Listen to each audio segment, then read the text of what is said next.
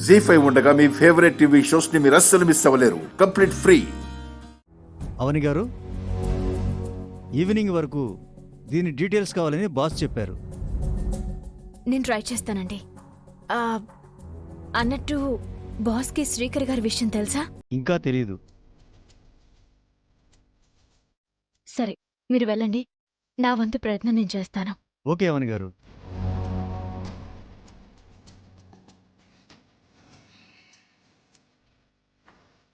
బావా, రీసెంట్గా నువ్వు హ్యాండిల్ చేస్తున్న ప్రాజెక్ట్ ఇది. దీని డీటెయిల్స్ నీకు తప్ప మరెవ్వరికీ తెలియవు. ఈ ప్రాజెక్ట్ని నేను ఓపెన్ చేస్తాను. నువ్వేమైనా గుర్తుపట్టగలవేమో చూద్దాం.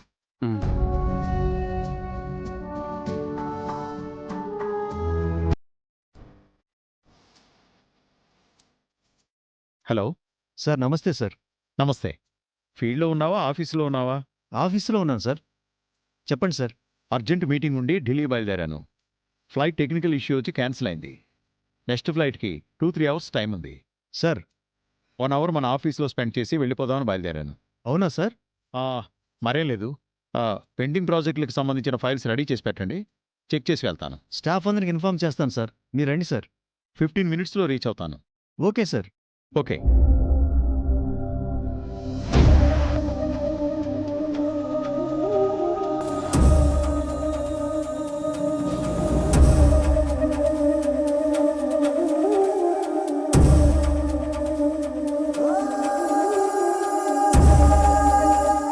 బావా, నీకు తొందరగా గతం గుర్తుకు రావాలి. నేను నీ భార్యనని నీకు తెలియాలి. దేవుడా, ఏదో ఒక రూపంలో నాకు మేలు చేయి.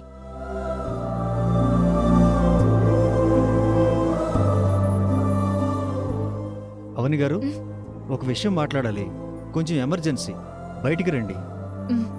బావా, నేనిప్పుడే వస్తాను. సరే, పదండి. ఇంతకుముందు నేను వర్క్ చేసిన ఆఫీసా ఇది? నేనిక్కడికి వచ్చినట్టు అస్సలు గుర్తుకు రావటం లేదు. ఏమైంది? అందరికీ ఒకేసారి చెప్పాలని మిమ్మల్ని బయటికి పిలిచాను. Excuse me.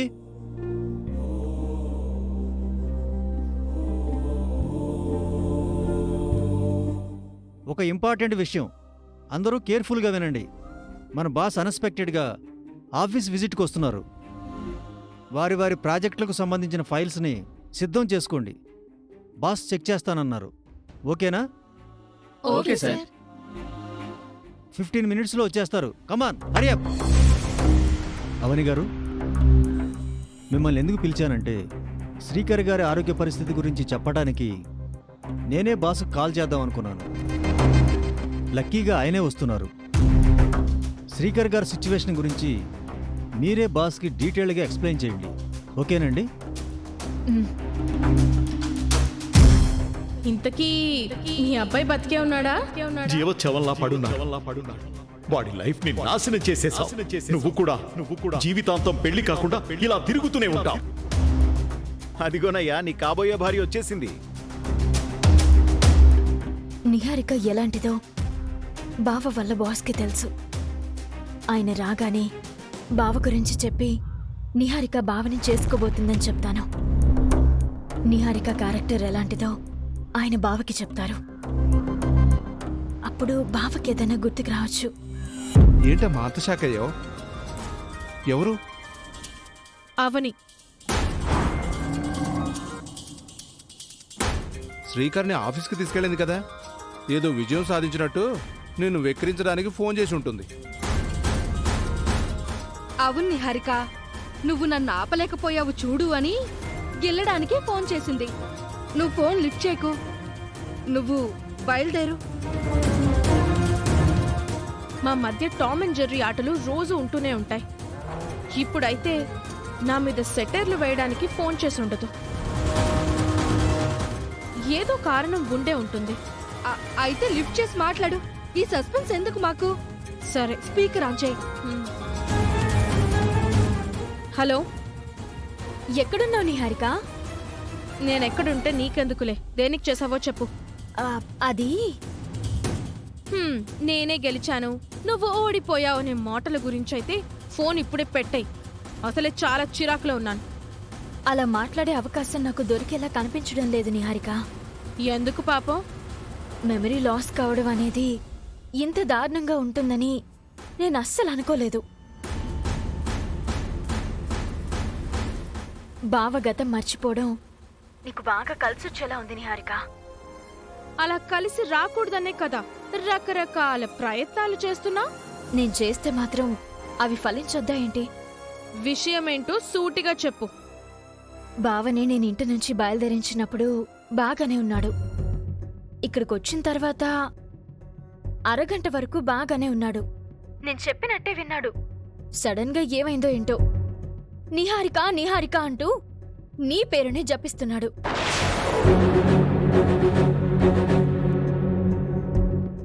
నిహారిక ఎక్కడా? నిహారిక లేకుండా నన్నెందుకు తీసుకొచ్చావు?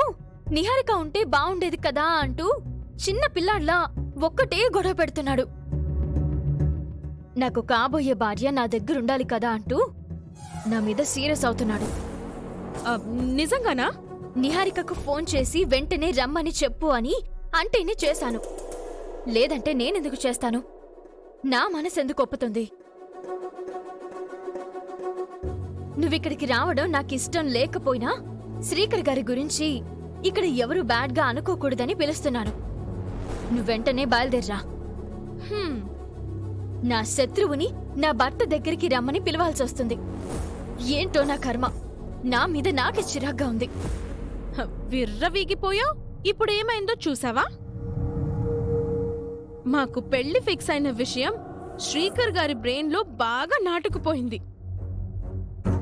నువ్వు బలవంతంగా లాక్కుపోయినా శ్రీకర్ గారు నన్ను గుర్తు చేసుకుంటూ ఉంటారని నేను ఊహించాను. ఇలాంటి కాల్ వస్తుందని కూడా అనుకున్నాను.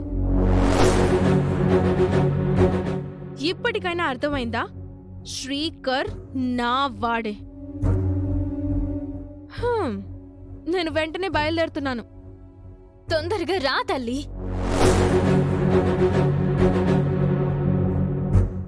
మొత్తానికి మెమరీ లాస్ అనేది నీ పాలిట వరమైందమ్మా. వల రెడీ చేసి ఉంచాను. ఈ రోజు నువ్వు చిక్కుకోవడం గ్యారెంటీ. నీలాంటి కిలాడీని మాయ మాటలతోనే నమ్మించి నీ చాప్టర్ని క్లోజ్ చేయాలి.